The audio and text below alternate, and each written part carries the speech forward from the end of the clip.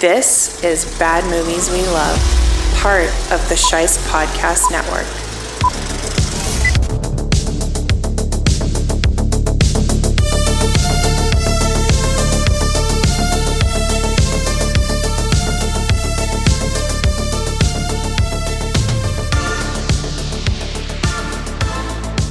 Hello, Bad Movie Lovers, and welcome back to Bad Movies We Love.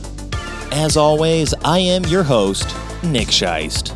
The master of the stupid stuff! It's important to like some of the stupid stuff, especially when so much of what I see when it comes to film commentary online is people that just frankly don't seem to like much of anything. But this is a place where we proudly celebrate the stupid stuff. So if you enjoy yourself a bad movie or two, or 3, or 100, or 1,000, you've come to the right place. And just so you know, if you're listening to this, you are the Resistance. So celebrate the Resistance and get entered for a chance to win a $100 gift card to a physical media label or movie theater chain of your choice by leaving a review on Apple Podcasts throughout the month of November. If you listen to the show on Apple Podcasts, which I know a lot of you do, it's really easy to leave a review. All you got to do is click on the show that you're already listening to, scroll down to the bottom, give it a rating, and leave a review. Easy peasy, and you're entered to win a $100 gift card to a movie experience of your choice. I would also appreciate it if all of the listeners out there would click on the link in the show notes for the listener survey and share your thoughts with me. It's totally anonymous, so you don't have to worry about making me upset. And in fact, some of the feedback that I've gotten from the listener survey so far, I've implemented into the show to try to make it a better show for everybody. I do want to hear from you, so if you don't want to be anonymous, you can email me at badmovieswelove@theshice.com, or you can try out the new Bad Movies We Love hotline at 1-805-285-3885. I might pick up if I'm there, but feel free to leave a voicemail and I might feature that on the show. That is enough housekeeping for today because Lundgren Calling rolls on. And on this episode, I got to finally talk about a movie that was partly responsible for the inspiration for this show. It's a movie that deserves to be here as much as any other movie we've ever talked about. And I was joined by a familiar face, or a familiar voice. My buddy Nix from the Cinema Shitshow joined me to talk about Craig R. Baxley's I Come in Peace.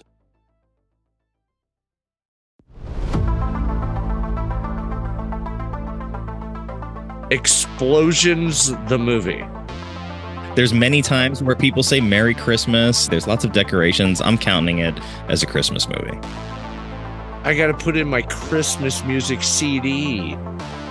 You're gonna die unceremoniously in the back of this car while you're leaking cottage cheese all over the floorboards.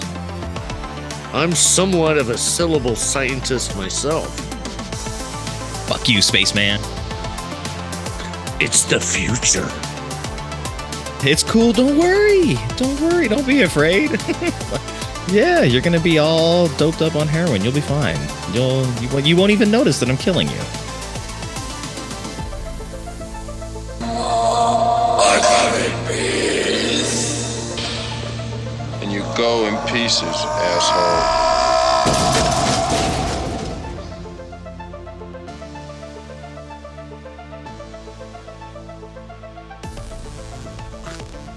We could all use some anti-anxiety pills right about now.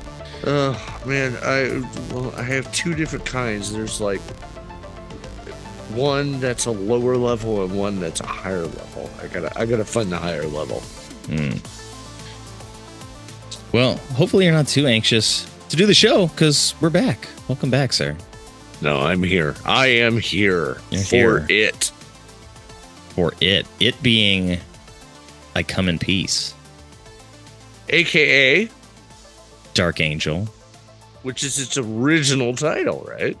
Something like that. It's the international and the production title, I think. And then they released it in the U.S. as I Come in Peace. Right. Well, it was originally produced in oh God, dude, I'm taking over your show. No, don't worry about it. It was originally produced and made under the title Dark Angel, and it got released in South Korea first. And then when they wanted to release it in the United States, they found out that, hey, there's another movie that was released in 1925 called Dark Angel. So they would either have to buy the rights or change the title. And of course, they didn't have the money to buy the rights. So they went ahead and changed the title to I Come in Peace, which I like better, but it doesn't tie into the film too much. I mean, it ties into the film more than Dark Angel does, to be fair. Yeah. But neither of them really tell you what the movie. I guess I Come in Peace is closer to like suggesting what at least some of the movie is about. But we'll get into that. This movie was directed by Craig Baxley, written initially by Jonathan Tydor, tidied up by David Koepp, who wrote The Shadow, which I also want to cover on this show at some point. The Baldwin flick? Yeah. Oh, okay.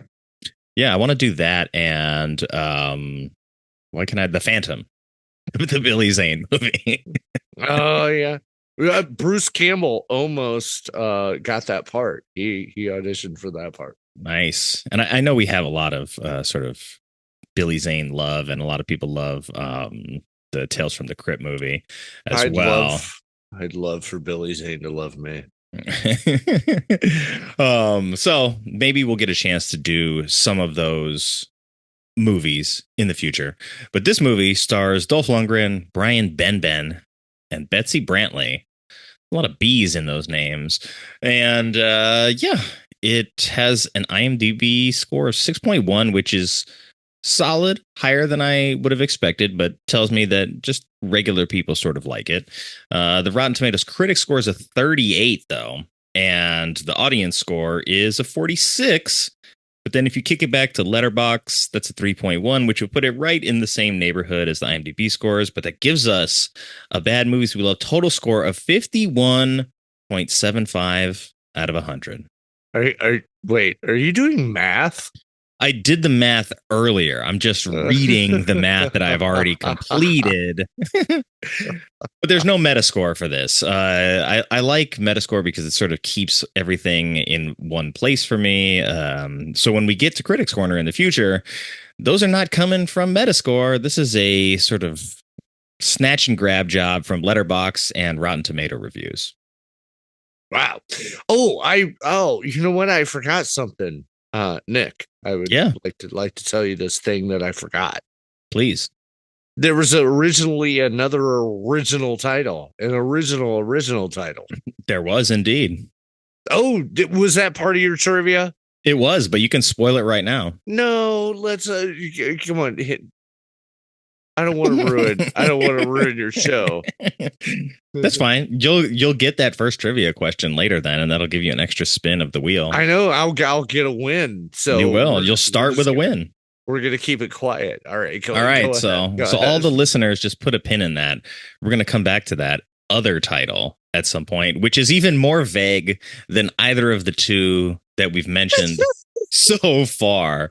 But let me take a moment to set the table for what was I Come in Peace.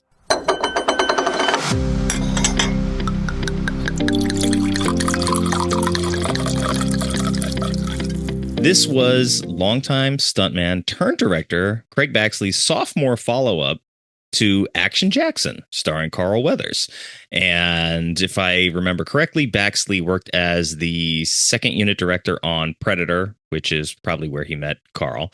Vision PDG was the only production company for this film, and principal filming in Houston ended April 1989 after being delayed for a couple weeks.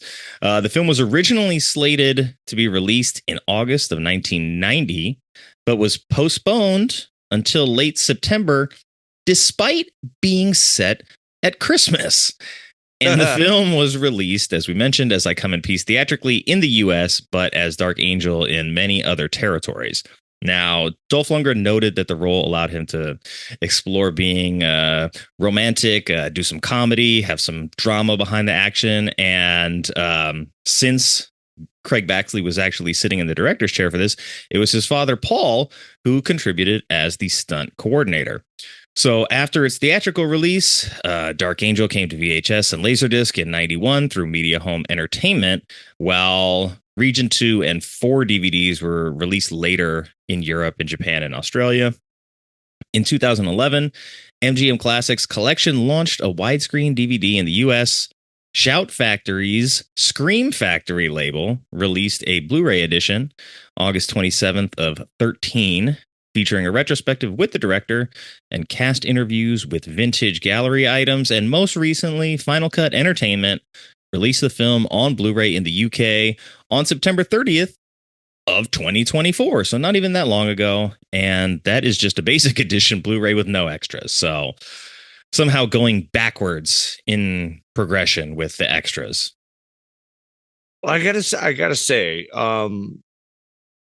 Dolph really, he does get to flex his acting muscles here. He does. I mean, as much as you can in a movie like this. Right. Well, I mean, because he had just come off doing he did Rocky IV, he did Masters of the Universe, and then I think he did The Punisher, but The Punisher wasn't released yet. It got put on the shelf for a couple of years. Yeah, it was. I think he filmed it the year before this. But he does have that Punisher hair in the film. Yes, he's a brunette in this one. Wasn't it black in Punisher? Well, I mean, the whole movie is dark, so he's definitely not blonde. A lot of it takes place in a sewer.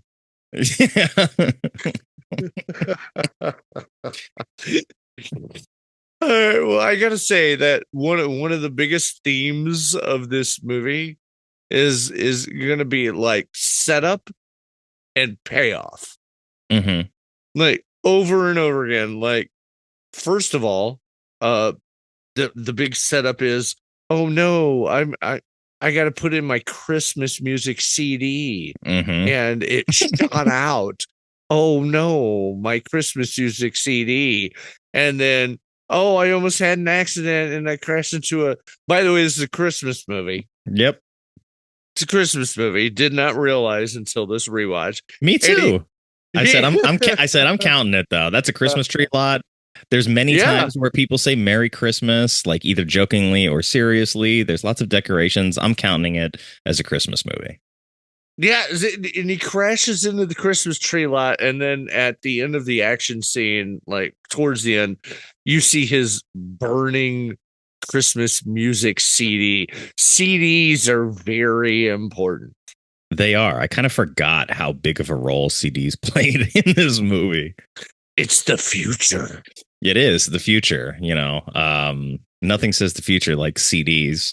So, I mean, there might be people that watch this movie today for the first time that are young enough to not know what a CD is. And that's a terrifying thought for me. Ooh, man. It's sobering. Yeah.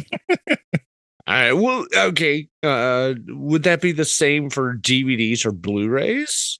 Well, yeah, maybe. I think at least there's like some physical media push for that kind of stuff. There's still special features. I don't know that there's any sort of awareness of music that gets released on CDs right now. There probably is, but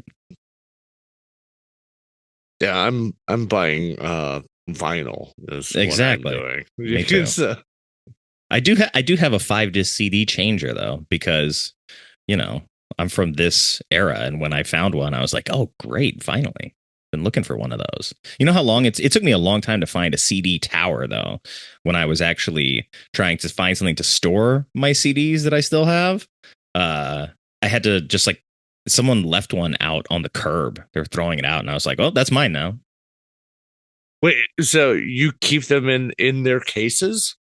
Yeah, well, if I still have the cases, but a lot of them I don't have the cases anymore, so they're just in one of those books with a bunch of sleeves in it. Yeah, so it's only the fancy ones that you put in the tower. Yeah, the ones where the crystal case is not damaged at this point. Mm, Mm-hmm. Those are the important ones. Yeah. Yeah, definitely. Look at you. What are you, a millennial or a? I'm What like, are you? I guess, right on the cusp. I think I'm technically a millennial, though. Okay. What am I? You're Gen Idiot. X. Idiot. Idiot is the correct answer. All right. Generation I. Oh yeah, we're gonna. I'll have a whole fucking club of Generation I. Just give me a minute. Keep going, dude. All right. I will keep going. I know we scheduled this within like 2 days. So I don't know if you got a chance to prepare a synopsis haiku, but if you did not, I do have one. Oh, well, okay, so hold on. You know what? Somebody else came up with one. Let me pull it up here. Oh, really? Who is this other person? Movie Miss.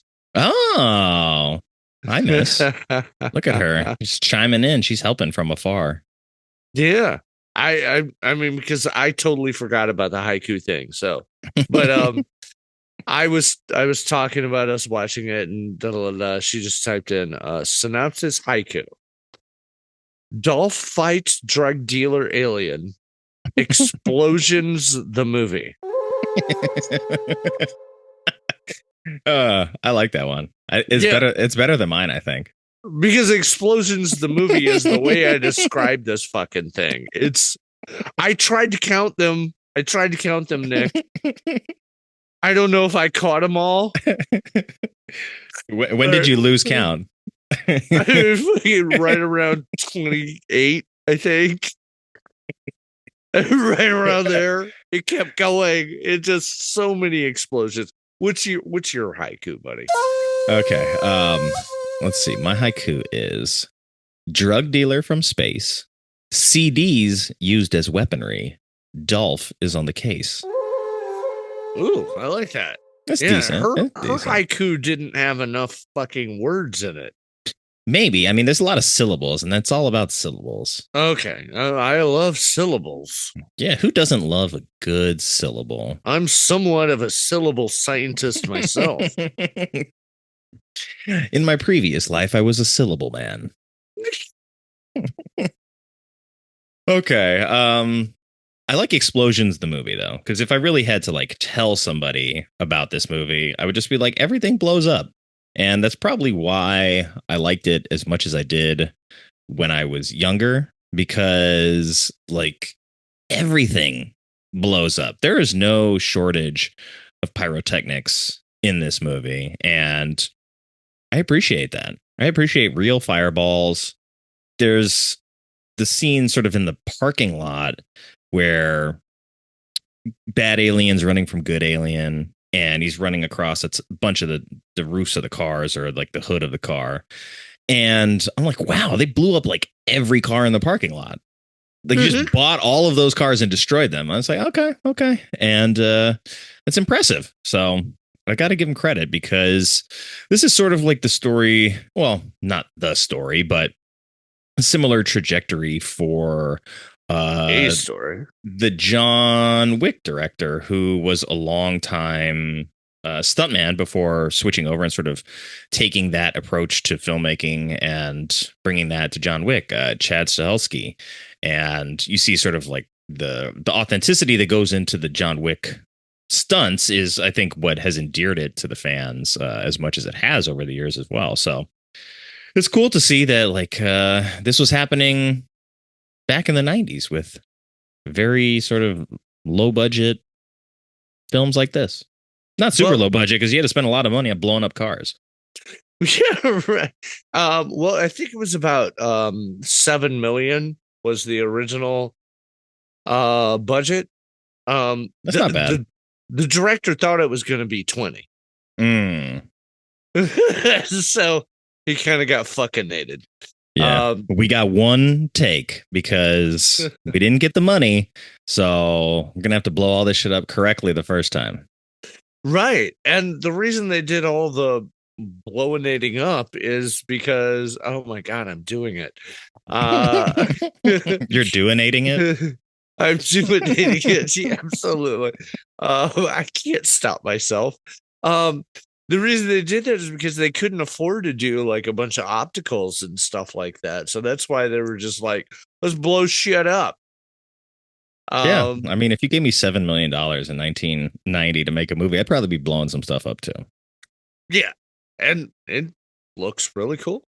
It does, and I think it keeps like the pacing quick in this because you never go too long without something exploding. So it's like the stakes are always high. It's like, hey, we're just having a nice little conversation. Explosion. Okay, we got to start moving again. Yeah, and you never know what's gonna cause the explosion. Nope. Could be a bomb. Could be a gun. Could be an alien gun. All of the above. Could be a alien who dissolves in your backseat. That's more of like a fire than it is an explosion, but yeah, oozing cottage cheese. Yes. Yeah, I mean, who doesn't love cottage cheese though? Me. Oh, okay. You didn't want to take a scoop out of that guy's stomach wound before he died? Well, before he fucking explodinated? No.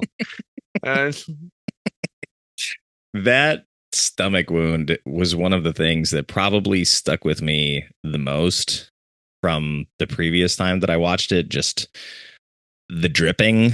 Well, it's like, I don't even know how he got damaged. There was just an explosion. Yeah. And he jumped. I think he jumped and landed on the ground. Yeah, like he was in a convenience store and there was an explosion inside. So maybe like a jar of pickles or something exploded and fucking the big vinegar vinegar burned into him. I don't know, because it seems like the bad alien took several explosive detonations straight in the chest from one of those alien guns. Granted, it was on like the stun setting, or it was not cranked all the way up, but there was still a fireball that hit him straight in the chest and he walked it off pretty okay. I don't understand the difference in the levels, because every time they shoot the alien gun, shit explodes. But there's like, oh, I'm going to turn it up to 4. And no, nothing happens because I guess we're out of bullets. They actually have bullets. Mm-hmm. Something like that. Yeah, I never see them reload. They sure use the guns a lot without ever having any concerns over ammunition. So maybe if you crank it up to 4, it's like 4 bullets at once, and that's why the explosion is bigger. I don't know. Oh, it's like a printer where like you can't print in black and white if you don't have a color cartridge in there. Yeah, something like that. That makes sense. That's the way society operates. Well, speaking of society, why society? Amongst the many other reasons that we just detailed, why do you think someone would say that this is in fact a bad movie? Oh man, I think there were fucking shenanigans behind the scenes.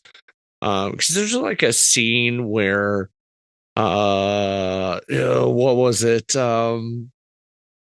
I think it's Dolph. Like he goes like, oh yeah, we're hunting down like alien drug dealers, da. But he doesn't know that yet. No, he just makes a giant leap of faith. Indeed. They're in the hospital and he pulls the guy aside and he's like, you know what? It's aliens. Excuse me? How have you reached this conclusion? Yeah, maybe some pages were removed from the script, or at least from the final product, because he doesn't really explain it. He's just like, you got to trust me, bro. They're aliens. Right. I've seen them. I mean, I think, maybe some scenes were rearranged, because there's another scene where they're at the they're at the club where all the people got killed by the killer CD, right? And as he and Brian Benben, which I definitely have to get back to, Brian Benben are talking. Dolph is like, go downstairs, and Brian Benben does, and they talk a little bit more, but nothing is accomplished. Yeah, you just got to follow your instincts, and my instincts said that you need to go downstairs so I can talk to you more comfortably. I need to think, I guess. But then we come back to another scene later where, they're looking at, where everything happened and blah, blah, blah, blah, blah. I mean, it's like somebody fucking really sabotaged this film. Sabotage. Somebody. But I still had a good time with it. It's still a lot of fun. I didn't know how I was going to feel rewatching it because I watched it like several times on home video rental from Blockbuster. And, sometimes stuff doesn't age well. And I feel like obviously this like has some issues, but I feel like it aged pretty well. And I still had a lot of fun with it. It might be the one I enjoyed the most so far doing Dolph Lundgren month. So I'm glad that you stepped up to the plate and took this one, because otherwise I don't know what I was going to do. I was going to have to just enlist somebody's help, but you're here. So I appreciate it. I'm always here for you, Nick. No worries, buddy. Thank you. And yeah, it is a lot of fun. It's I know you don't do this on your show. This is what we do on our show. We do hey, if you were gonna double feature this, what would you watch it with? I would pair this up with Split Second with Rutger Hauer. Yeah. It's because at its essence, this film is just basically a buddy cop movie. Yeah, it is. With alien drug dealers. Every once in a while. And you know what's crazy is the alien doesn't even say the tagline every time. Because I was trying to figure out, why does he say this? Why does he say, "I come in peace"? Do you have an idea?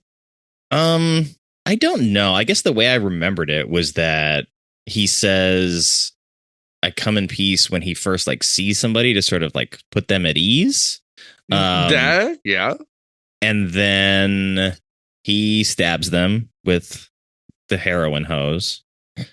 And and yeah, he just sort of uses it like to disarm his victims psychologically before he assaults them. And I mean, he still says it, but that's pretty much all he says. But he doesn't really use it in that way, because that was my excuse. Yeah. That was like, this is why he says it. A lot of the time he uses it, it's like he has already assaulted somebody. They're on the ground. He's injecting heroin into them. And then he says, "I come in peace." Like, "Oh, don't mind me." No, it's all good. Just sit back and relax. Yeah, it's cool. Don't worry. Don't be afraid. Free drugs. Yeah, you're going to be all doped up on heroin. You'll be fine. You won't even notice that I'm killing you. I mean, and then I'll suck your endorphins out. That's right. I hope you're ready for some endorphins.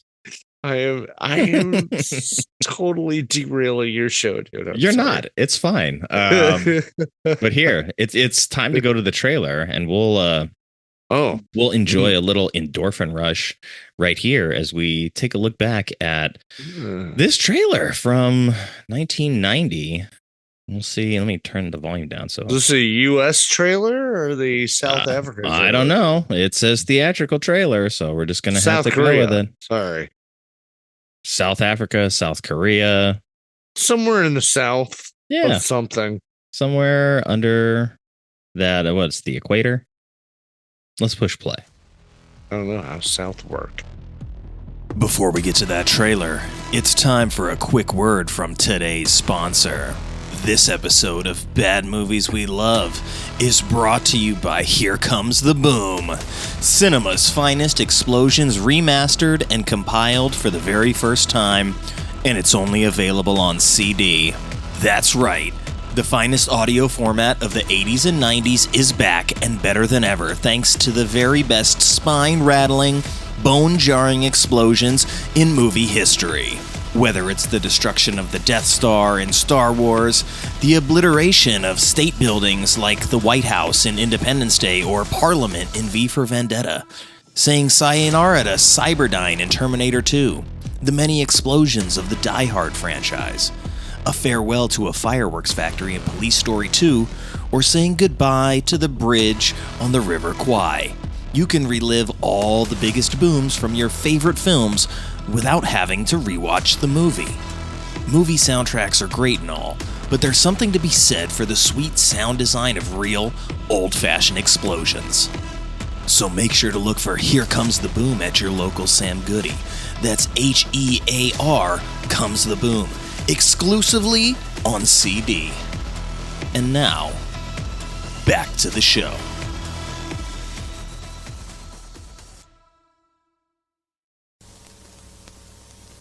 Houston, Texas. Shit. It's Christmas. I did not know that this was set in Houston until just now. Santa Claus. See? Christmas movie. I'm coming, peace.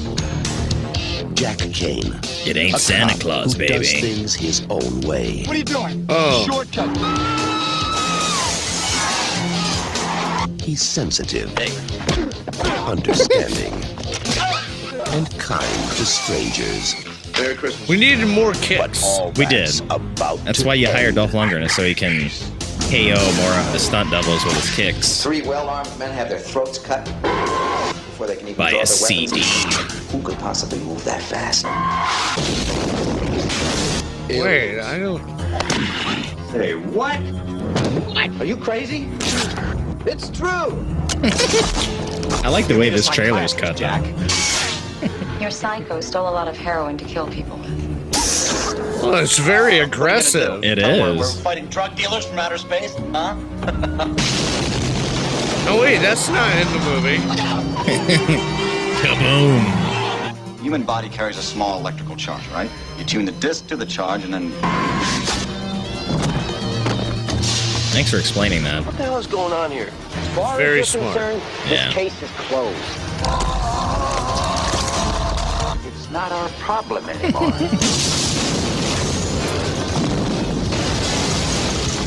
I've had a bad day. That guy.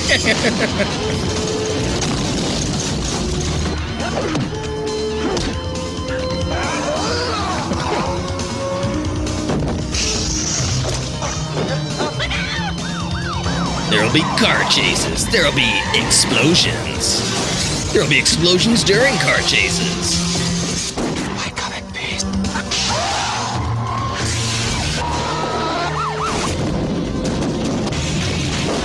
Holy fuck! What the? Lundgren, And you go in pieces. Angel. I love it. Dark Angel. Okay, so That- this is the U.S. trailer. Okay.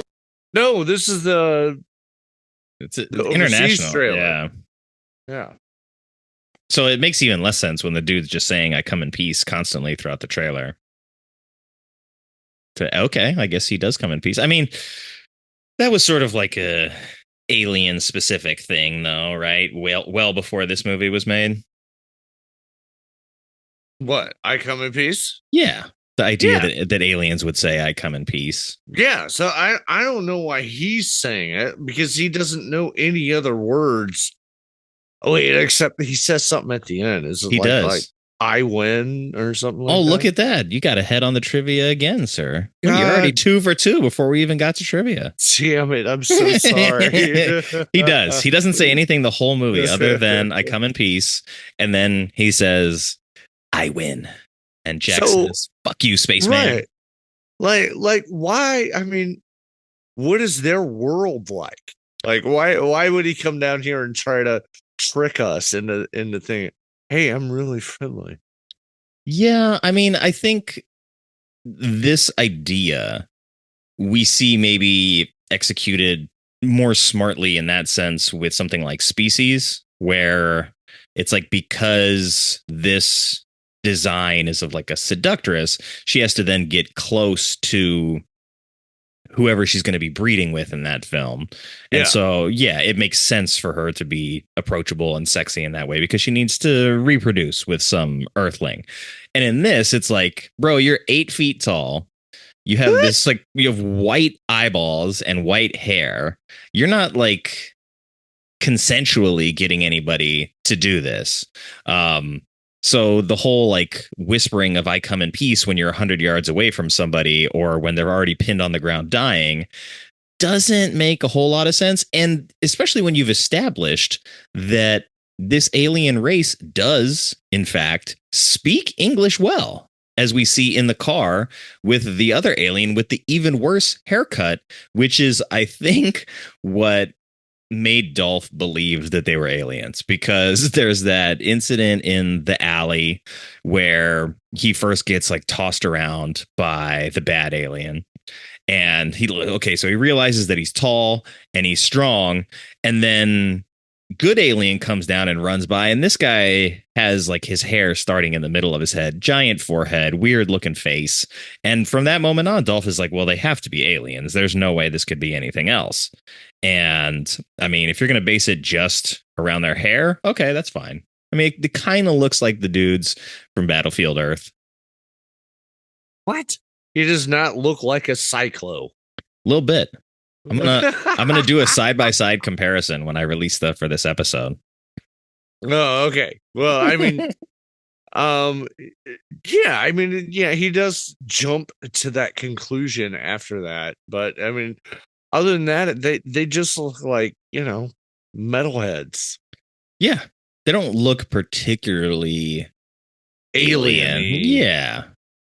So their world is probably very humanoid. We don't get to see any of that, which, I mean, obviously budgetary restrictions here, but there was so much about the white boys in this movie. There was so much like Earth level drug dealing going on before we even get to the aliens. I kind of forgot how big that part of the story was. Like, you have Dolph having this whole sort of like detective hard on for Victor Manning, who's a businessman, but also a drug dealer who seems like he would have been a good villain for the story, but has to take a back seat and never really gets much screen time after the beginning. I think the most we get after that is a postcard with his picture on it and some topless women from like Acapulco or something.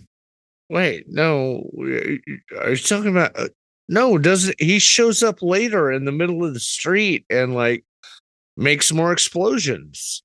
That's one of the white boys. That's like one of the gang members, but like the head of the gang, who's initially at the table in the club where that drug deal is going down with Dolph's partner who gets killed. Weird face guy. Yes, the weird face guy. Yeah, he's in the middle of the street too. I don't think so. Because he sends him a postcard saying, "I'm not in town anymore," and laughing at him. And he said, like, my underboss has been made aware of you. And that's Sam Anderson, who he goes and meets in the conference room where everybody has guns. Oh, okay. So Sam Anderson, he's the weird face guy. I believe that's probably the weird face guy you're referring to. He's the guy at the head of the table? Yes, correct. Okay. All right. Yeah, you know what? Who else he was? Who else was he? I think he was Bub in Day of the Dead. Oh, interesting. I'm not going to look it up because I'm lazy. So, well, it's not something that he's known for, at least on his IMDb credits. He was in Forrest Gump and Water for Elephants, Airplane 2, the sequel. So maybe I got the wrong guy. I don't know, but you've got Kevin Page, who plays White Boy number 1. So he's like the enforcer of the White Boy gang. He's out in the streets, definitely with some explosions. He is sort of the guy that's like hunting Dolph the whole time from the white boy gang. He's the guy that breaks into the police station in the beginning and blows it up and steals all the heroin. That's white boy number one. And then above him, you've got Sam Anderson, who's like the sub boss, and he's still local. And then you've got Sherman Howard, who's playing Victor Manning, who's like the boss, that is the guy that Dolph has been tracking as we get dropped into the movie. It's like, you know, his partner's undercover. They're trying to do this sting operation to bust Victor Manning, who seems like he's like a city level sort of criminal, you know, like a kingpin type character who's manipulating politicians with money and stuff like that. Yeah, or to tie it into current culture, he's like a penguin. Yeah, exactly.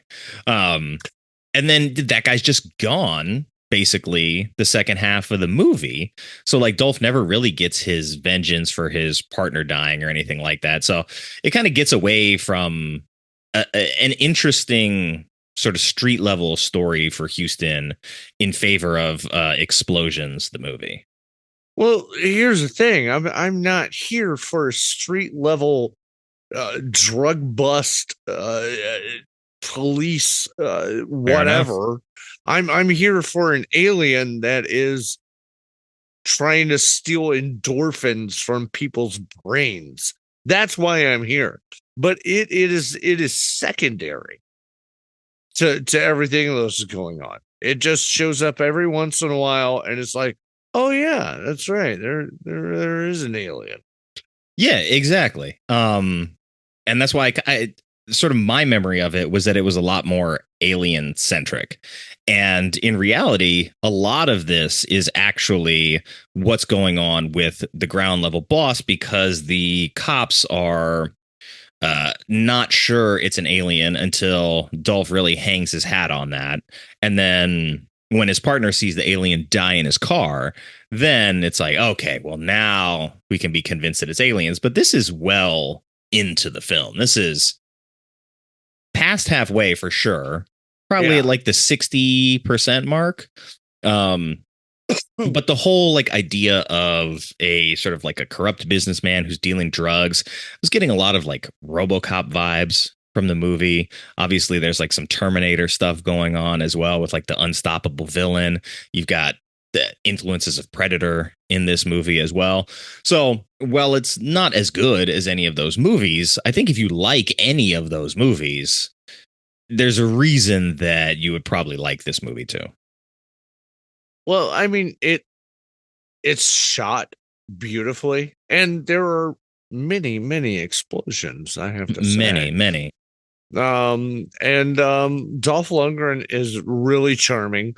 Brian Benben, who is his, forced upon cohort, who he doesn't want to have to work with. His goody two shoes by the book FBI agent partner. He's an FBI agent, yes.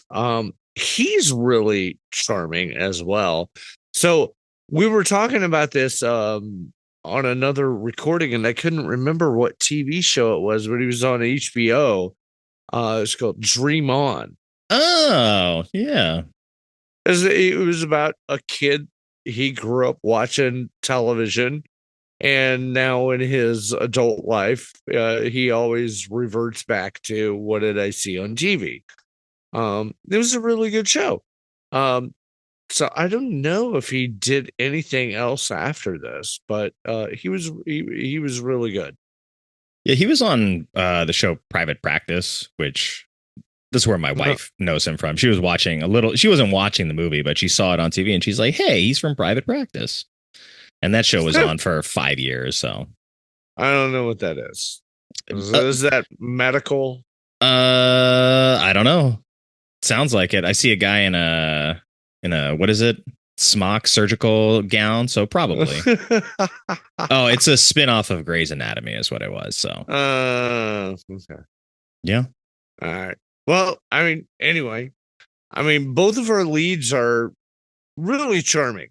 I would go to dinner with both of them. Well, what do you think of Matthias Hughes as the villain? Which one? He's bad alien. Bad Alien? He's fucking badass. Yeah, He is a stunt guy himself. Now, he is. apparently, when he had to run over the hoods of the cars, Mm-hmm. he also had lifts in his shoes Sure did. to make him a little larger. Mm-hmm. And that made it even more dangerous because the the cars were exploding right behind him. Mm-hmm. And because he is 6'5", there was no stunt double that could convincingly be him. So Right. they're like, you got to do your own stunts, my friend. And so in one take, they're like, we hope you don't die. And they blew up all those cars and he did it. So props to Matthias, because he actually said that this movie is his best experience as an actor. Now there is a video that I just saw, and I said I was going to send it in a miss, of him basically reprising that role. Ooh. And just doing like stunt work, like kicks and shit and whatnot. And it was on Twitter. I refuse to call it X. Mm-hmm. And it was fucking badass, man. I mean, he still looks the same. I hope I can track it back down. He was cast in a movie I can't remember the name of, but he replaced Jean-Claude Van Damme in some sequel film. So, he was sort of one of these guys as well that made the rounds in sort of B action movies of the 80s and 90s. But yeah, I really thought he was actually good. Like, he doesn't speak a lot, but just like his physical presence is intimidating. Like we said, he did all of his own stunt work, and his contacts, the white contacts in this movie, they made him basically blind. And a lot of the people on the film were like, well, he's clearly going to die doing some of these stunts then, right? Because he can't see. So, credit to him for really stepping up and taking it on the chin. Because if he's doing all those stunts and every time that he's getting shelled in the chest with one of those explosive rounds, that's him. Now, were those sclera lenses? I don't know. Okay. Because, I mean, that used to be what it was. They had to use them in like an Evil Dead and stuff. Mm-hmm. And, basically, you're practically blind. Nowadays, I think we have better technology to. I hope so. Yeah. But, yeah. Those lenses look really cool. They do. And I think when you look at him and then you look at like the guy that's the good alien in this, I feel like, Matthias looks way better between the two of them. I mean, he's wearing like tactical gear and stuff. He's got his little like heroin hose machine. He's got the little like drug compartment where it drains all the endorphins in there. He's basically wearing like a tactical bulletproof vest as well and a trench coat. But then the way that they designed the other dude with his stupid fucking haircut, it just, I don't know if like the intention was to like have that juxtaposition between the two, especially since one of them is going to like die off. And then Dolph is sort of like the opposite number of him as you get later into the film. But I felt like he's a cool looking villain, and sort of just like the contraptions the contraptions that he has throughout the film are just like fun sort of like gadgets. He's like an evil drug dealing Batman in that way, where he's got his little like CD shooter, he's got the heroin hose, he's got the sort of like the predator spike that comes out of his wrist to drain the endorphins, he's got his little fanny pack filled with Freon or whatever to cool down the endorphins before he travels back home to whatever planet that is. He's a cool bad guy. Yeah, he's very cool.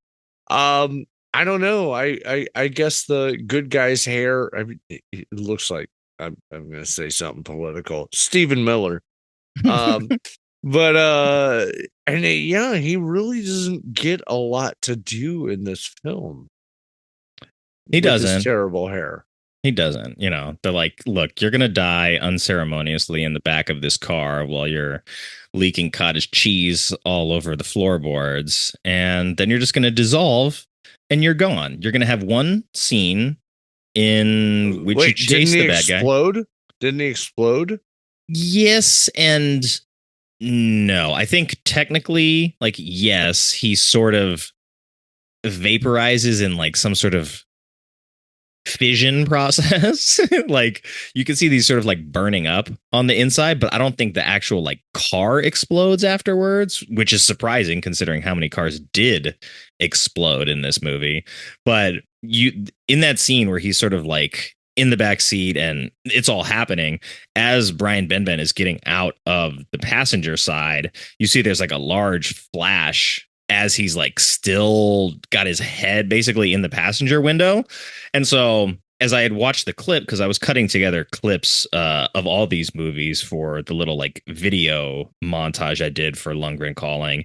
And so I was watching this one again and again.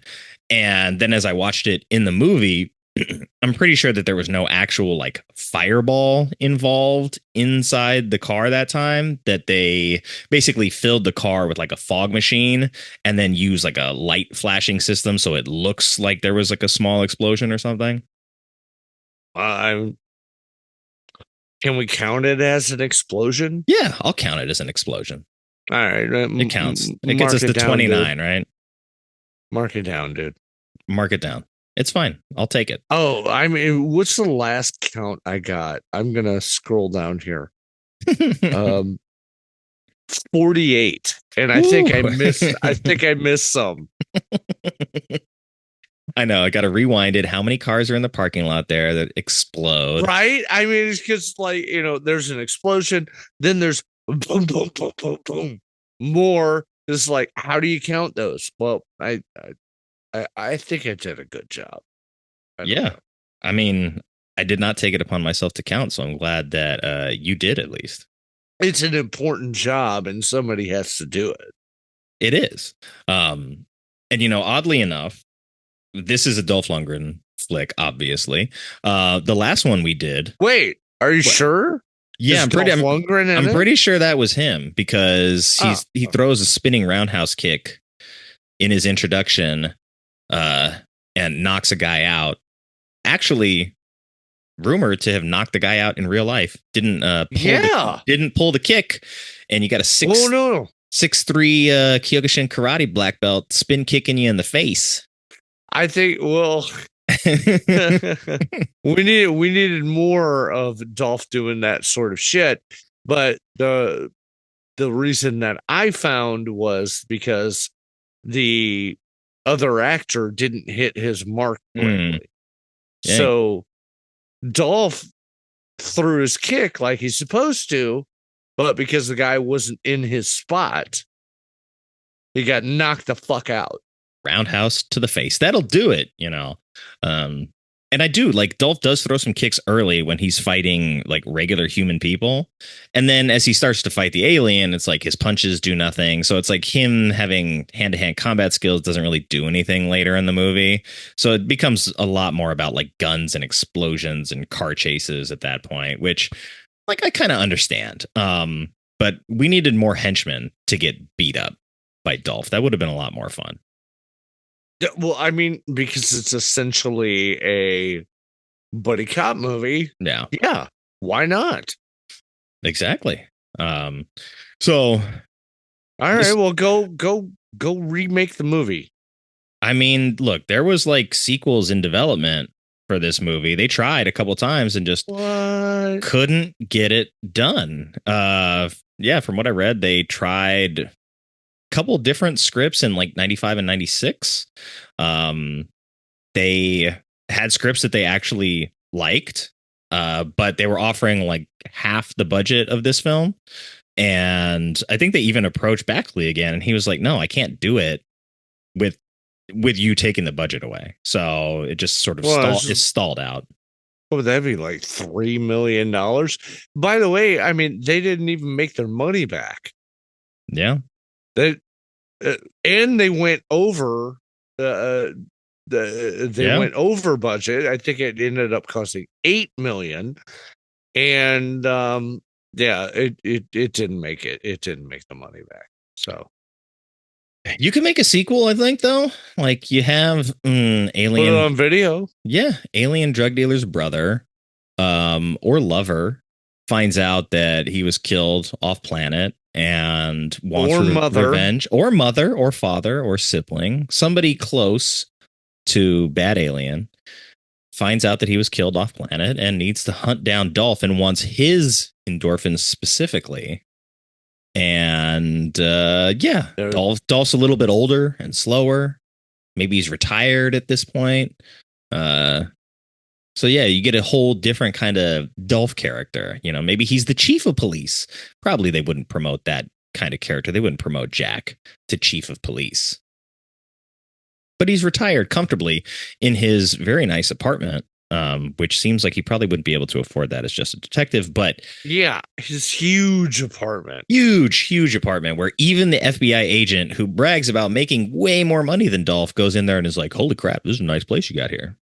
But then right after that, he's like, what are you upset with me because I'm more successful than you? Right. It's like, dude, your apartment probably doesn't look like this. Yeah, there's a lot of dick measuring that goes on in this movie. A lot of pissing contests over everything, over the way they dress, over who makes more money, over who's taller, over who has like a chain of command issues.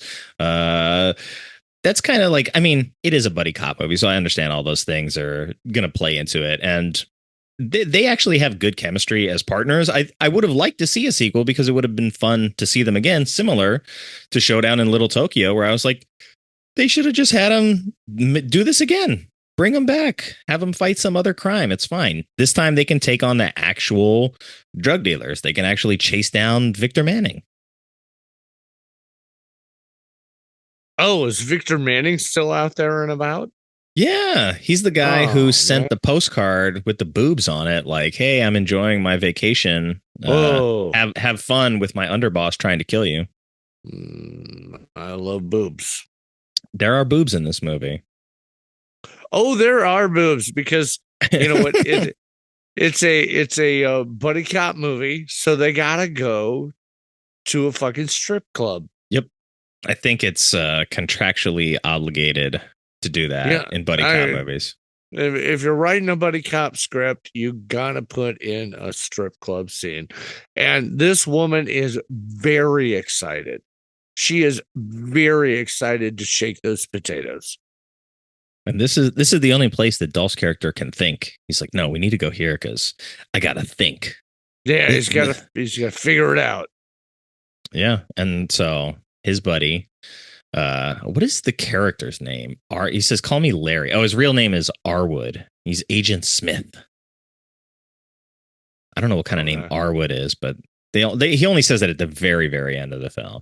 But he sees the boobs and is like, okay, well, is this where you need to think? He kind of tries to play it off like he's not happy to be there. I'm too professional. Benben? Yeah. Oh, okay. I don't know what else you're talking about. Yeah, at first he's like, yeah, what the fuck are we doing here? And then he sees the titties and he's like, oh, okay, cool, I'm down with it. He's like, yes, let's find some place to think. We're good with this, don't worry about it. Yeah, so you've already sort of popped the bubble on a couple trivia questions, but you want to finish this trivia? Time for trivia. See if you can go 3 for 3. Can I double guess? Can I guess the next trivia question? Yeah, you can try. If you do that, I'll be really impressed. Is it how many explosions are there in the film? Fortunately, no. Oh fuck! Because I counted. I know you did the hard work of counting. I don't know. All right. Okay. So just to remind the listeners, what were the other trivia questions that you wanted to attack me with? Well, the first trivia question was the project was initially titled Lethal Contact when it was first written by Jonathan Tydor. But Lethal Contact, like a lot of sort of generic action films, a number of Jean-Claude Van Damme films sort of have titles like this as well. They just, sort of imply that it's going to be action, and that's about it. Someone's going to die, there's going to be contact, and it's going to be lethal. So I'm glad that they changed that title in the long run. And the second trivia question was about the Bad Aliens dialogue, in which he just goes around the city saying, "I come in peace," over and over again. And he's only got one other line of dialogue throughout the film where he says, "I win," to Jack near the very end while he's trying to stab him. Okay, cool. So now we're up to speed. I'm sorry I ruined all of that for you. It's fine. It's going to make trivia go very, very quickly here. It'll make the editing process very fast. I guess you should hit me with the third one. All right. So the Jan Hammer score, Jan Hammer, reuses pieces from what famous 80s police television show? Chips? No. The answer you're looking for is Miami Vice. Because he did that too. Yeah. That's the most famous one. There might have been some chips in there too, but I thought it was a trick question. Oh. Well, not intentionally, but possibly. So some other like fun bonus trivia is that Baxley and Dolph Lundgren were actually working on making another film together titled Man to Man, about an alien who crash lands in Nevada, or I think close to Las Vegas, and then he teams up with a repo man to search Las Vegas for his crashed ship. And so I guess it was going to be basically another sort of like buddy cop style of movie.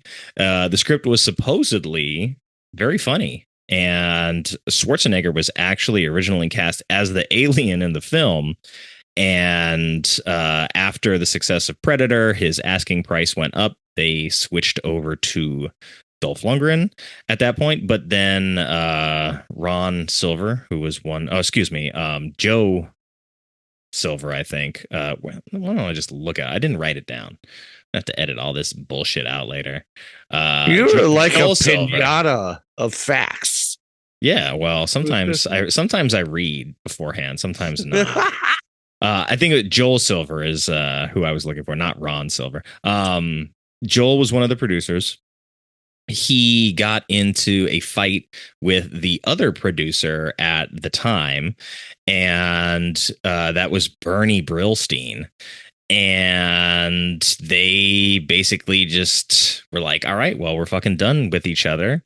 And we don't know who the co-star is going to be. So if we're not going to agree on this, the movie is off.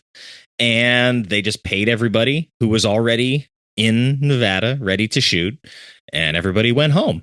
And I think Baxley, he said later that the film just sort of self-destructed. He was like, the script was hilarious, but great.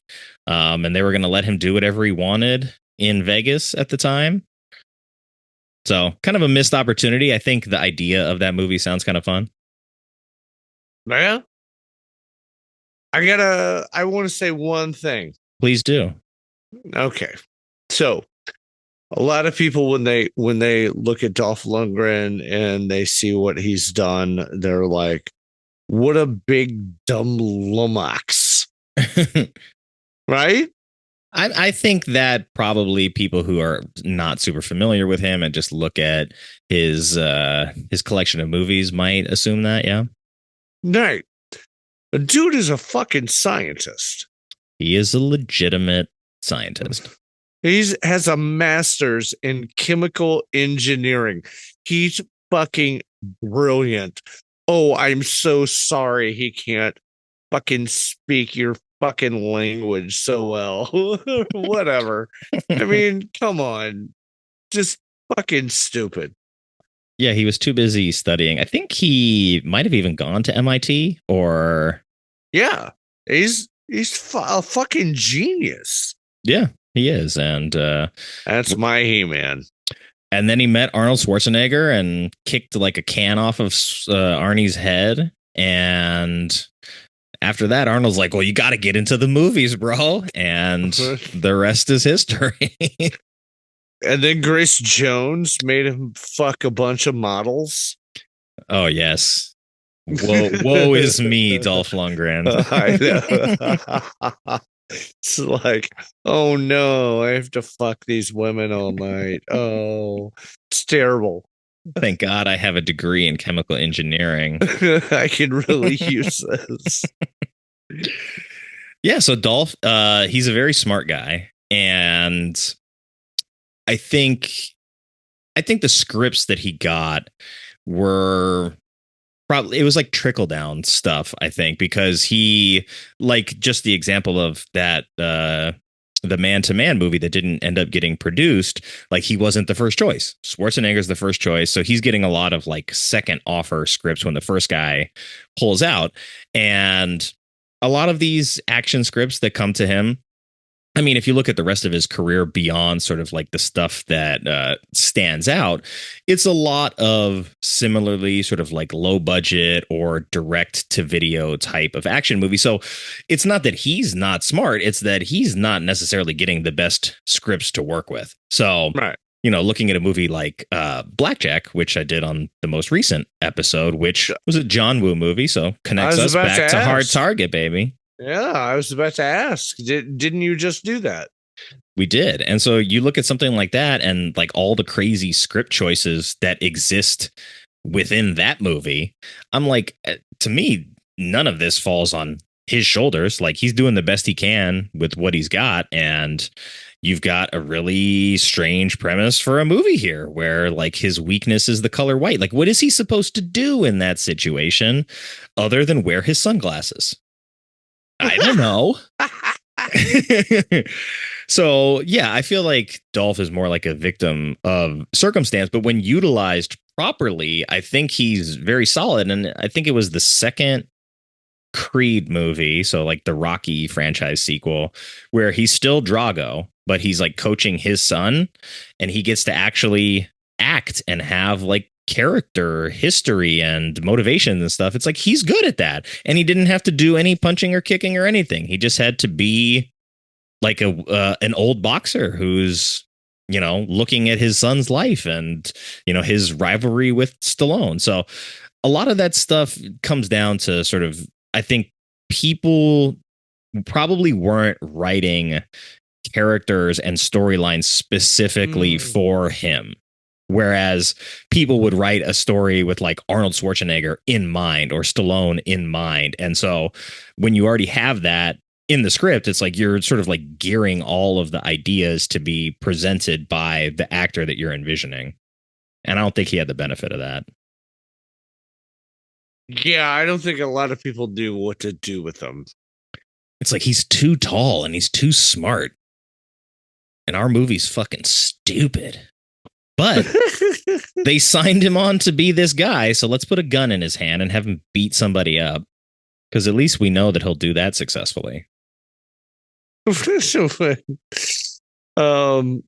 God. He enjoyed doing this movie because, yeah, it was like, hey, I got to have like some actual romance going on here. Like I actually had a story with the love interest where we had a troubled relationship and it was like kind of pseudo abusive and there's some back and forth and like she loves me, but you know, it's a hate relationship, he calls it. He gets to do some comedy with Benben. He gets to roundhouse kick a stunt guy in the face.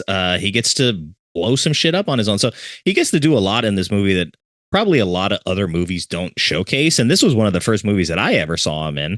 So I was always like, Dolph Lundgren's great. And right. I still think he is. Did you notice that lady, like, she started off with helmet hair. and then like I don't know, an hour into the movie, Like she showed up again and she had a perm. Well, yeah, because now they're back together, and I'm sure, she's like, look, it's a tough relationship, but Dolph's coming over tonight and I want to get my hair done. Oh, gotta look sexy for Dolph. Yeah. Well, he showed up in the middle of the night and he knocked on her door and she's walking around in like her evening robe, but she's got high heels on. An odd choice at home when you're lounging, but I think she knew. She was like, he's coming over tonight. She's fancy. She's just a fancy person. Good for her. If she's comfortable in high heels, more power to her. Ben is trying to get in here. Ben? Yeah. He's trying to get in where? Here. How is he trying to get in here? He's sending me a message saying he wants to get in. Okay. He wants to crash the party. All right. Well, I mean, you crashed his party. I thought we were almost done. We're getting there, but he can pop in for a second if he wants to. Can you even patch the phone line in here? He can try calling the hotline and then we'll figure it out. I might be able to patch it in if I screen share. You have a link. Get to the link. I'll put in the phone ringing sound effects later. Oh, you just hung up on me, fucker. Isn't that nice? All right, I'll wait for him before I spin the wheel to see if he's really going to come in here. Did he know you're recording or is he just calling you? He knew we were recording. He's jealous. He's jealous? Yeah. All right. Because we watched like the first 30 minutes of this movie, and he's like, "Oh my God, I want to be there." It's like, well, just call into work and, get fired. It's really easy. Yeah, just get fired, Come on, Ben. God damn it, we're almost done. What were you about to do, Nick? We go to the wheel. I got to pull up the wheel, so I'll give Ben a minute. What's on the wheel? You're going to find out what's on the wheel. Is this a new thing? It's new-ish, yeah. Oh, man, I don't like changes. Yeah, well, I got to keep updating the show. I got to keep it fresh. That's why we got to... Oh, man. It's just a wheel of hypothetical questions. You're a hypothetical question if I've ever heard one before. Well, occasionally, yeah. It's the best kind of question. All right, here's a hypothetical question. If you were about to poop your pants. Okay. Would you try to get into a toilet? Or would you try to just relieve yourself wherever you could? I mean, I guess where am I in this scenario? Because if I'm at home, I'll probably just try to make it to the toilet. Yeah. Okay. Oh, here comes your buddy. Oh shit. Oh shit! Indeed. No, God damn it! This guy. Oh no. Oh man, he's just fucking this guy. He's here. I don't. This guy. Hello, guest caller. Can you hear us? I come in peace. No, you don't. No, you don't. He comes loaded with heroin. We started watching this earlier. Unfortunately, I had to leave. But the first 10 to 15 minutes of this movie is absolutely insane. It's nuts. I was like, I'm really jealous that you're getting to record with Nick on this today. So I'm going to jump in here and just talk about a couple of things real quick. All right. The floor is yours. So first off, helmet hair. What is the deal with that hair? That is possibly the worst hair I've ever seen on a female or male for that matter. She had to use the last of all of the hairspray from the 80s. I think that she's the reason that global warming started. Lots of aerosol. I mean, that thing didn't move when she walked. Yeah. It was like a solid... She had to look professional. She couldn't risk her hair moving. We fixed the ozone layer, you bastards. Oh, okay. Well, anyways, she's the reason it started in the first place. And then also, so CDs back, if aliens use CDs, they're like weapons, I'm guessing. Yeah. Okay. Yeah. It's not it's not an actual CD. It's like alien technology. It's compact detonators. Yeah. Because this is the movie of explosions. That it is. I'm surprised the CD itself didn't explode at some point. Like it had a bomb attached to it, but yeah. Also, the other thing that I noticed about this movie early on was that Dolph does not look nearly as swole as he normally does. Fair. I mean, he wasn't required to be shirtless for a lot of the movie, so he didn't need all of the glamour muscles for like Rocky. Right. He just got to be like a normally buff, in shape person. Yeah. Or He-Man. Yeah, exactly. Where he's oily and shirtless the whole time. the way that we like Dolph. Oily and shirtless. He does take his shirt off in this movie, and it's like, okay, I mean, he's still in shape, but yeah, exactly. It's a Dolph movie. He has to go to the closet and take his shirt off for no reason. He's not pumped full of water for this, basically. He's not. He left the creatine at home. Pumped full of water? Well, you know, like muscle guys will like basically the stuff that they use just like swells them up. Yeah. That's what creatine does. It draws water into your muscles. Right. That's why they get swole. You never see. I mean, if you go to the gym, there's always like a dude who's got like a gallon of water with him. Mm-hmm. At least one. Yeah. Gotta hydrate. Gotta stay hydrated. Dolph knows that. All right. Well, two idiots, just go on. All right. Well, that's all I wanted to say. So I'm going to leave now. But well, do you want to hang around briefly to go through the wheel? Sure. I didn't watch the movie though, so. Oh well, the wheel is just hypothetical questions. It's not. It's not necessarily about the movie. It's a new thing. It's a new thing. I have like 7 minutes. All right. Well, fuck you. Let's start spinning. Nix, you got 2 of those 3 trivia questions right, so we're gonna spin the wheel a couple times. I'm awesome. Yeah, you spoiled those trivia questions bright and early, so we'll see. Suck. Well, no. Okay, so here you go. This is a fun one. If I can actually see the question behind these goddamn banner ads, if you could be one character in this movie, who would that be and why? Oh, I'd be fucking whatever fucking Dolph Lundgren's character is. He's a badass. I mean, he is the hero of the story, so that's Detective Jack Kane. I'm shocked that Nix doesn't know a character name. I knew the name. Oh, wait. I didn't know the name. Fuck. That's okay. I want to be the guy in the beginning who they're like robbing places and he sits in the back seat and he's got that weird, like devious smile. I like that dude. The guy who bombs the police station. Yeah. I wanted him to be like the main bad guy. Yeah, we were talking about this earlier, and that like there is the head of the crime organization, Victor Manning. Then there's the secondary underboss who Dolph later meets in the conference room, and then there's like henchman number 1, who is that guy. But yeah, he's a very good villain, and any of the 3 of them could have been the primary villain. But we also get the alien dude. So right. There's plenty to go around. But let's spin the wheel one more time since you got another question off of this wheel, and we'll see.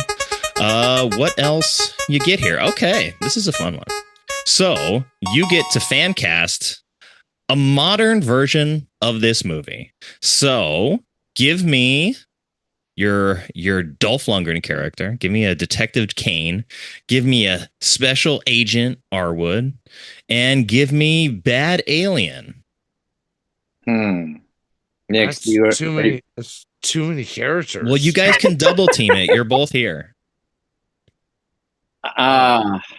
Man. I feel like we don't have good action star guys anymore. Like there's The Rock, but like I don't see the Rock in this movie. What? No, I want what's his name? The guy Toby. The guy from Drive. And I can't remember his name for Ryan some Gosling? reason. No, not that Drive. Dude, we're talking about modern day, not some like B movie from the 80s. It's not the 80s, 90s. Well, this movie's we're from talking the 90s. Modern. All right, if you're making this movie right now, I'm going to do the funny route and do. No, wait a minute. Whoa. Neither of you have seen Drive?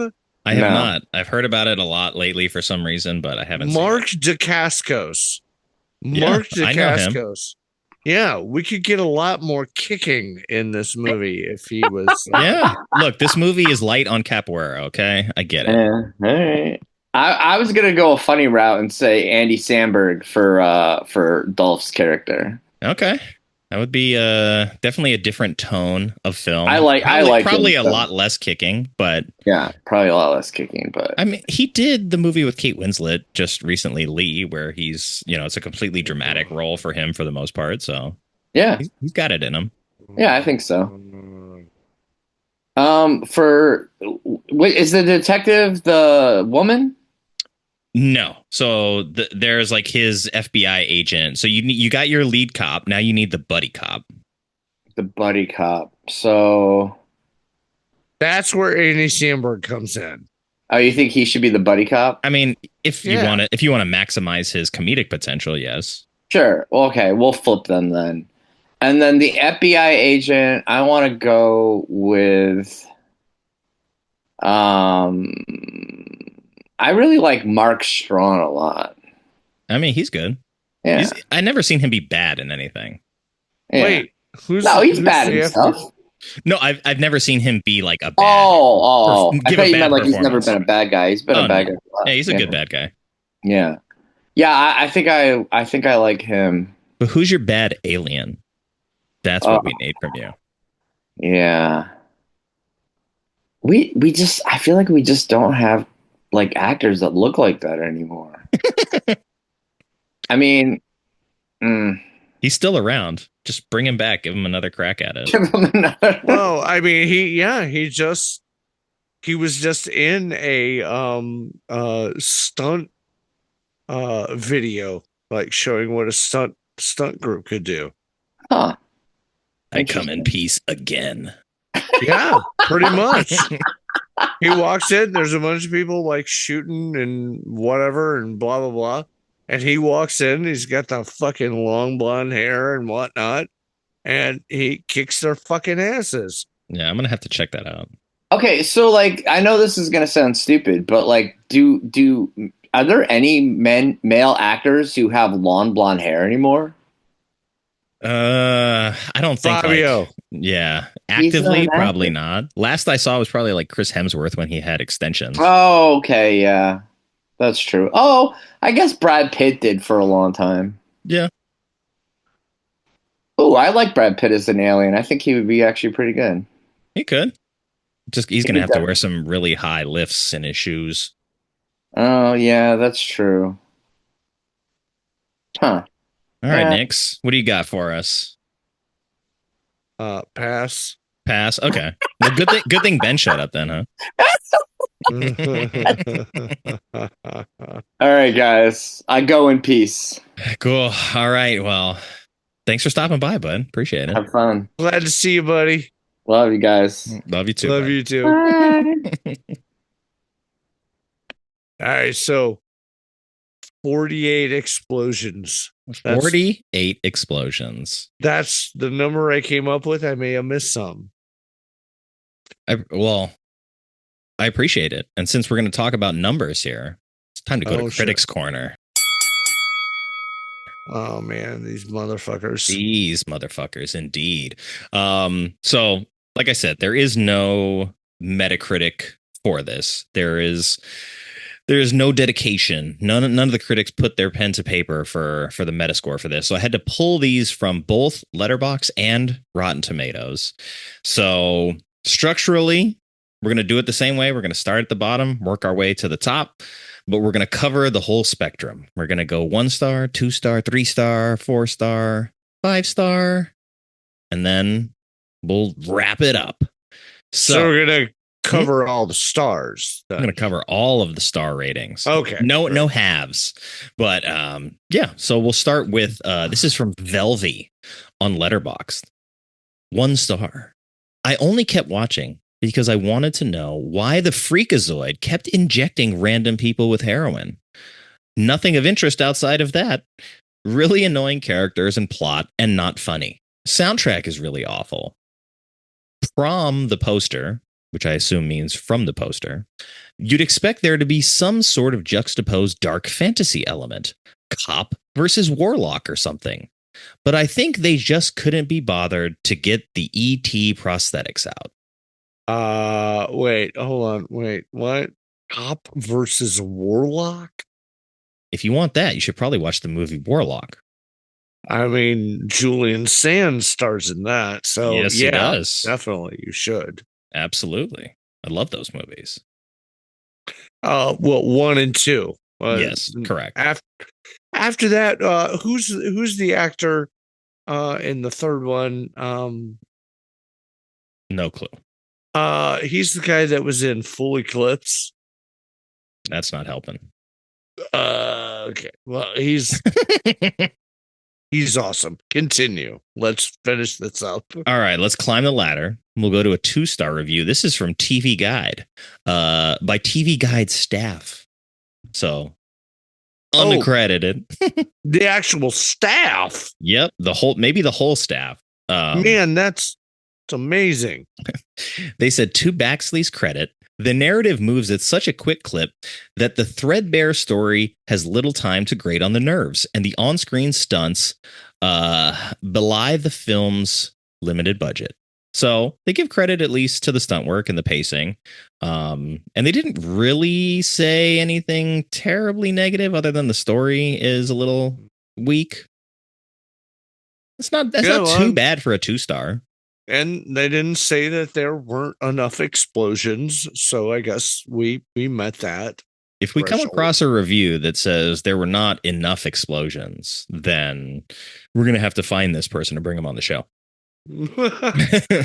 Okay, so we're going to go up 1 more star to a 3-star from Alan Jones from Radio Times. Bring it, Alan. Says Dolph Lundgren puts in a good performance here as a Houston detective on the trail of an intergalactic drug dealer in this smartly scripted and crisply directed science fiction spin. Is it, though? Is it? Well, yes, to a degree. Smartly scripted, I don't know. Yeah, that's the part I don't agree with. Adequately scripted, because there's a lot going on, and I feel like they all sort of detract from one another. Like you said, there's an alien in this movie. There's multiple aliens, and we spend a lot of time like dealing with the white boys, which I don't know if it's white because they deal cocaine or if because they are white, and it's like a racist gang as well, which they don't really talk about, but they do kill a black cop in the beginning, so it's possible. But they don't mention that at all. It's not like they say, "Oh, these guys are like the KKK of Houston." Yeah, I mean, maybe they just paint everything white. Who knows? Yeah, that would be bad for Dolph Lundgren if this was blackjack because of that weakness to the color white. Oh man, he's frightened. He is frightened of white. Okay, so we're going to climb that ladder 1 more time. We're up at the 4-star level now. This is Andy Donjon from Letterboxd. So I don't know who that is. That's just a random person. Random Letterboxd user Andy says, this rules. It's got everything you want from an 80s and early 90s action flick. Connivance stories. I don't... What? Yeah. What? I don't know. I copy and paste it. I'm just reading. Can you spell it? Can you spell it to me? CONNIVENCE.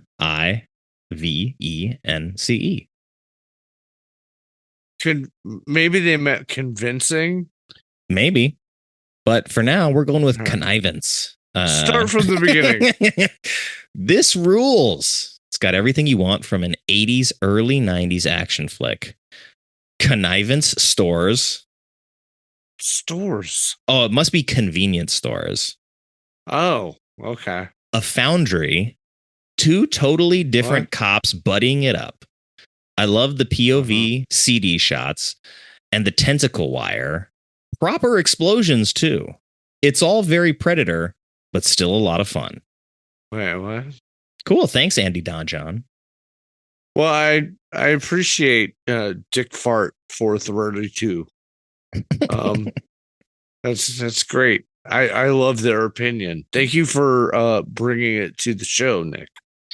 You're welcome. I mean, last week we read, I think, Professor Cockington, or maybe that was 2 weeks ago. Okay, and so we're going to close it out with a 5-star from PD Pop's 1,000 Yard Stare. It says, I haven't seen this in an absolute age, but needed an easy one after realizing trying to tackle Fulci with a hangover wasn't the smartest call. What? I don't think I've ever related to a character more than I do with Bruce the Scientist, who needs to get thoroughly off his tits on weapons-grade homebrew caffeine before primal screaming when he's asked questions. As a kid, I thought it was Dolph that was the hero, but growing up is realizing it's Bruce's story. It always has been. That's bizarre. It is. But I do remember that scene with that guy. Like, there was like, hey, we got this flying CD that wants to take our heads off. And he just goes, oh. Yep. He's like percolating some coffee, and then he's like jittering uncontrollably and screams before he lays down on the desk and shoves his own crotch in his face. Yeah, it's amazing. And he's popping pills. He's got a lot of pills just loose out on his desktop. It's so crazy. Oh my God, I love it. Yeah, Bruce is a fun character for this movie, and it would have been nice to like have him featured a little bit more, but the next time we see him, he's just like beat up because the feds have come and seized the disc from him because little fucking rat partner has ratted out Dolph behind his back, hasn't learned his lesson that his superiors are full of shit and that they're going to backstab him, and in fact even try to shoot him in his head later in the film after he turns over the alien gun, to which fortunately Dolph trusted his instincts and he followed him, and he saw that indeed the FBI head was a dirty bastard, and Dolph shoots him. And then Brian Benben, for some odd reason, decides to take his notebook, which has his fingerprints on it, I assume, has his handwritten notes in it, I assume, and then throws it on the dead body of his FBI division leader, which is probably not a smart move for a guy who's supposedly a very intelligent detective, because they are going to pin that murder on him.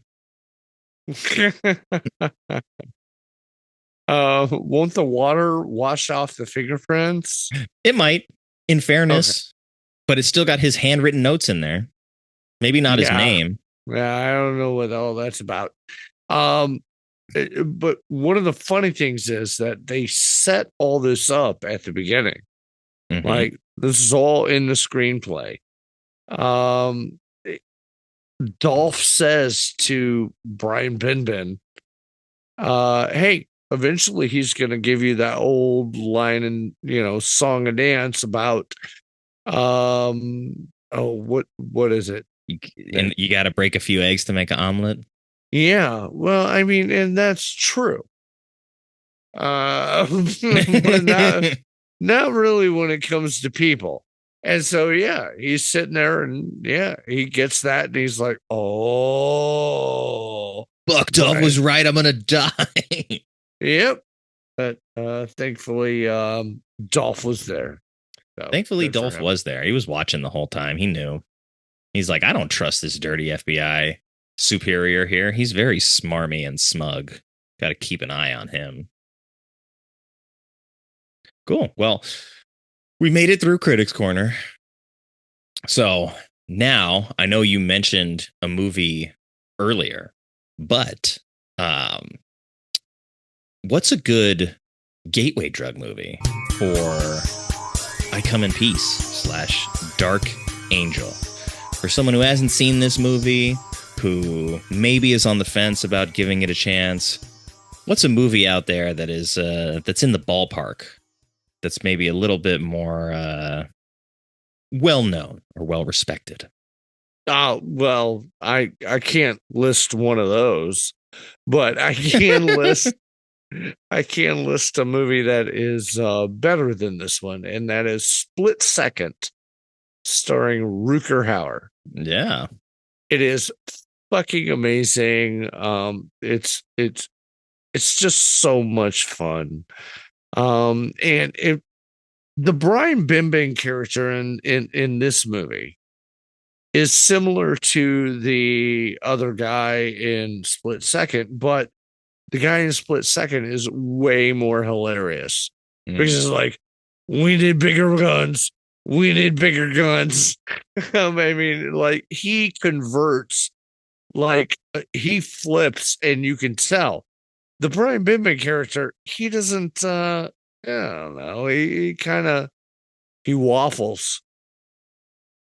And if you're not convinced, so Michael J. Pollard, who plays, I think his name is Bonner, the guy in the pool house. Boner. Well, they call him, one of them calls him Bonner, the other dude calls him Boner. I think it's spelled Boner. But he actually is also in Split Second. Yep. So if that's not a sign, I don't know what to tell you. He's one of those guys. He is. When I saw his face, I was like, I've seen this guy before. This fucking guy. Yeah. And that has a Metascore of 26. So even worse. Even worse somehow. The movie that came to mind for me, I mean, obviously there's a lot of movies, but I'm going to say for some reason RoboCop 2, because there's a lot of crime, like drug specific crime, and how that sort of applies to sort of the city and policing overall. But then also there's a big bad cocaine monster in RoboCop 2 as well. Just a brain in a mech suit that loves nuke. So it's kind of got like the strange additional element beyond just the regular like drug dealing of the city. So, and plus, wait. You don't remember that? Is it? No, I know RoboCop 2 very well. I saw that in the theater. Me too. Isn't one of the actors in this film from RoboCop 2? That is quite possible. I don't think the kid, but it is quite possible that there is some shared territory between the two of them as well, which would be pretty funny. But off the top of my head, I can't think of anybody. Like the weird guy with the weird mouth and whatnot. The weird guy with the weird mouth. Yeah, that's a great character. I would have put him in all my movies. All right, fuck it, dude. Never mind. I feel like I need to go back and watch RoboCop 2 because it's been a while. Maybe I'll double feature that with Split Second, because now, especially since I'm trying to focus more on that kind of stuff, when I do the little breakdowns for each of the episodes, I'm going to include sort of the little screenshots of the recommendation. So I appreciate that, because Split Second might be a movie that can actually end up on this show at some point. I would not be surprised. Well, I'd love to be there. All right. Well, I'll put a pin in that. Write it down right here on my notepad. Have you seen Split Second? I haven't. Oh, it's one where like every time I'm sort of working on stuff for this show, like it pops up and I'm like, yeah, I got to check that out. And then I just never do. So I think it might be time. I can hear your heartbeat. Cool. I take it that's a line from the movie. Yeah, it's fucking great, dude. I mean, I love Rutger Hauer, so I'll give it a chance for sure. He's such a badass in this fucking flick, dude. It's fucking great. Yeah, absolutely. All right. Well, we've got our recommendations in place. Our gateway drugs have been doled out to the masses through a wrist I need more projectile. We've sucked the endorphins out of the brains of the audience, and we will return home to sell those on the black market illegally to our people. I'm still sucking. I'm still sucking. Well, hurry up because we got to wrap this shit up. Finish that final slurp of endorphins. You, my friend, have a show. Oh, fuck yeah. You want to talk about it? You want to tell people about this show and where to find you? Maybe. Okay. Well, our other guest that popped in here is also part of that show, but he left before mentioning it either. Yeah, that guy. Yeah, fuck that guy. Yeah, unfortunately, we do have a show. And it's called Cinema Shitshow. The shit show is not the movies that we watch. It's us. It's me and Ben. We don't know what we're doing. So it's chaos. We spend a lot of time with like low budget B movies and, just kind of crazy stuff. We don't do too many mainstream things, but we do occasionally. And that's us. So if you want to laugh, that's really what we're all about. Join us, please. Won't you?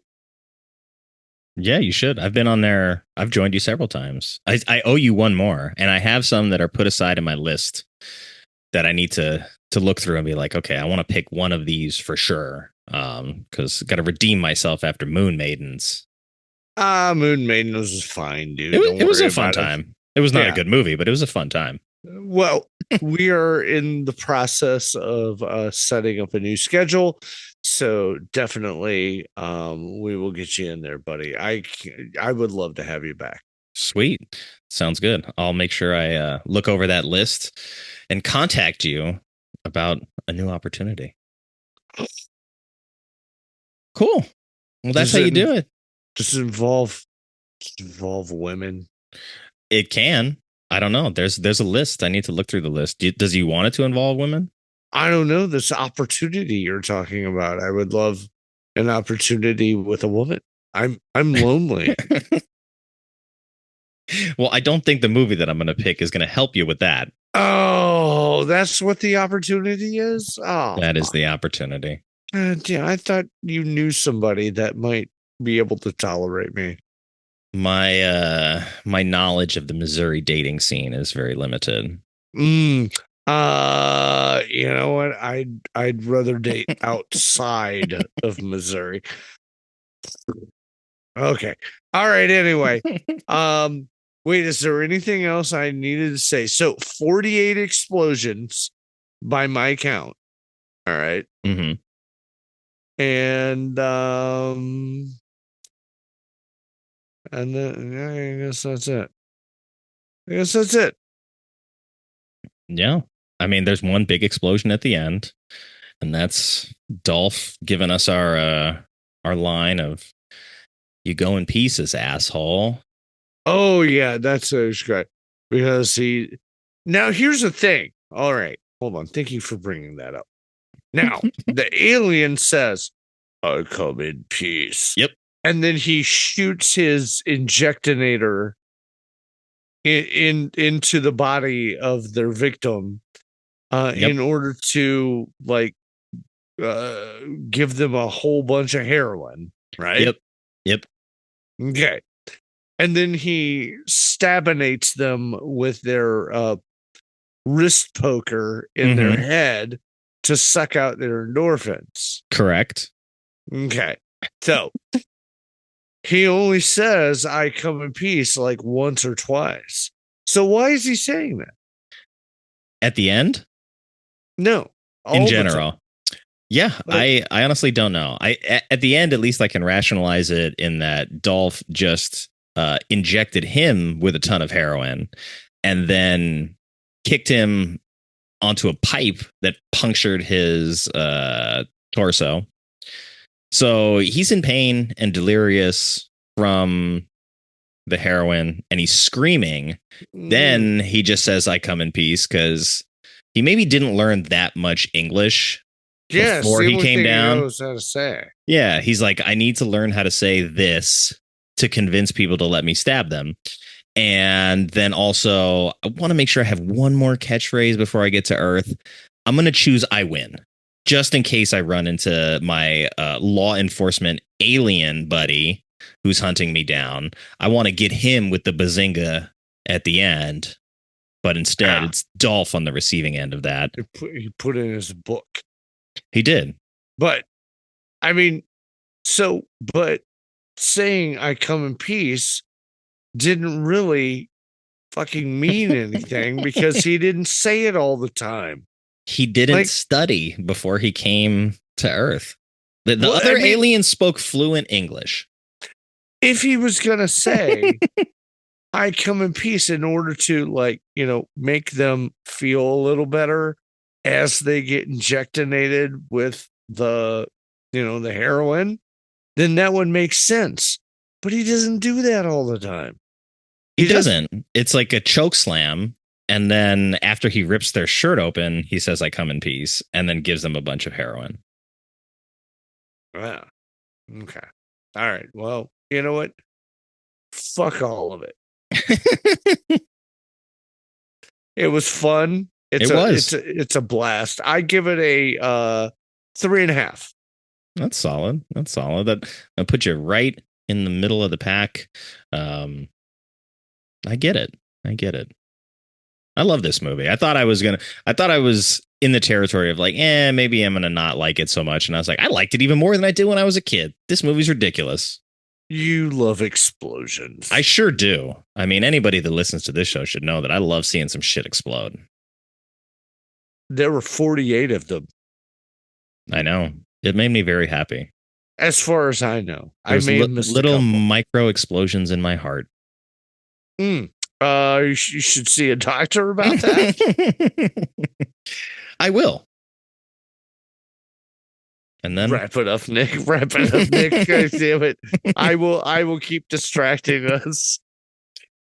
Well, on that note, thanks for being here, buddy. I appreciate your time. Was that the end? That's the wrap up? That's the wrap up, bud. We're good. Oh shit, we did everything. Oh man, I'm disappointed. Well, I am grateful that you had me back on, buddy. Last time I was on here, I think we did oh shit. What wasn't it? Hard Target? Hard Target, and you labeled it unhinged. It was because I was really fucked up at that point. So I'm surprised you had me back, but I appreciate you having me back. Well, I wasn't going to count all those explosions by myself. And I'm glad you volunteered. I'm happy to have you here. You're welcome back anytime. All right. I love you, buddy. See you back. Love you too, bud.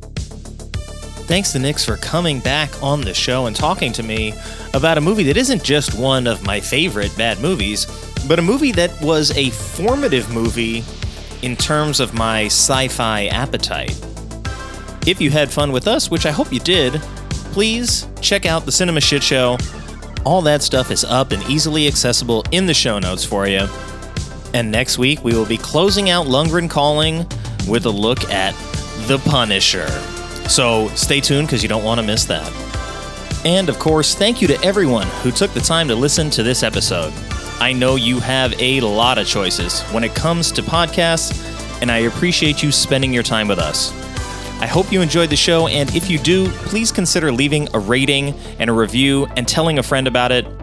And the support page is live over at ko-fi.com. That's ko-fi.com/badmovieswelove.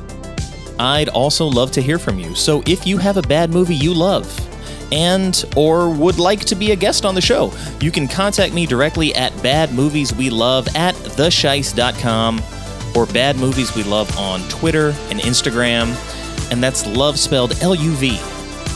Until next time, take care, be well, and have fun however you get your movies.